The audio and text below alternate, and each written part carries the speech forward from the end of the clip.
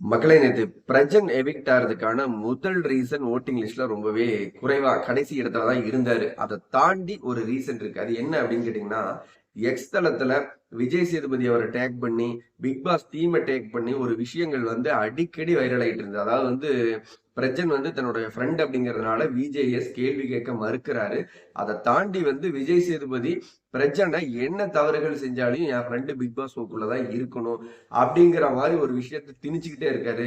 So அதனாலதான் பிரஜன் என்ன பண்ணாலும் கேட்க மாட்டேங்கிறாரு. இப்ப பேப்பர் ரவுடி மாதிரி ஒரு ரவுடிசம் பண்றதா இருக்கட்டும், ஒரு லூஸ் டாக் வார்த்தைகள் விடுறதா இருக்கட்டும், ஒரு சில இடங்கள்ல நிறைய சொதப்பல்கள்.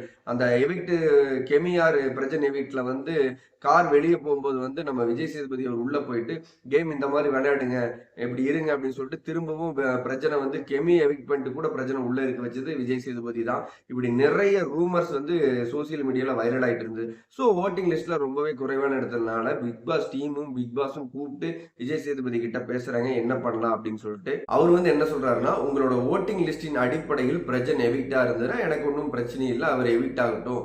ஏன்னா எனக்கு வந்து என் ஃப்ரெண்டா இருக்கிறதுனால அவருக்கு நான் சப்போர்ட் பண்றதா சோசியல் மீடியால வைரல் ஆயிட்டு இருக்கு. அதை நீங்களும் பார்க்கலாம். ஸோ இந்த கேமுக்கு பிரச்சனை வந்து எவிக்ட் ஆகிறதுக்கான வாய்ப்புகள் அதிகமா இருந்ததுன்னா நீ யோசிக்காம எவிக்ட் பண்ணுங்க. இந்த கேமுக்கு சாண்ட்ரா வந்து ஒர்த்து, பிரச்சனை ஒர்த் இல்லை அப்படின்னு உங்களுக்கு தோன்ற விஷயங்களை செய்யுங்க அப்படின்னு விஜய் சேதுபதி சொன்னதா ஒரு தகவல் வந்து நம்மளுக்கு கிடைச்சிருக்கு. ஸோ அந்த வீடியோ பார்த்துட்டு இருக்கிற நீங்க சொல்லுங்க, சாண்ட்ரா எவிக்ட் ஆயிருக்கலாமா, பிரஜன் எவிக்ட் ஆனது ஒரு ஃபேர் தானா, வெப்ஜே எவிக்ட் ஆயிருந்திருக்கலாமா? உங்களுடைய கருத்துக்களை மறக்காம பதிவிடுங்க. என்னுடைய கருத்து என்னன்னு கேட்டீங்கன்னா, சாண்ட்ரா அவர்கள் பிரஜன் கேட்டை விட்டு வெளியில போகும்போது 1 செகண்ட் ஓடி போய் நானும் வெளியில கிளம்பிடுறோம் அப்படின்னு சொல்றாங்க. ஹஸ்பண்ட் அண்ட் ஒய்ஃப் அப்படிங்கிறது பேரா வந்தாங்க, பேரா கிளம்புற மாதிரி இருந்தா எனக்கு தெரிஞ்சு தாட்டி விட்டுருக்கலாம்.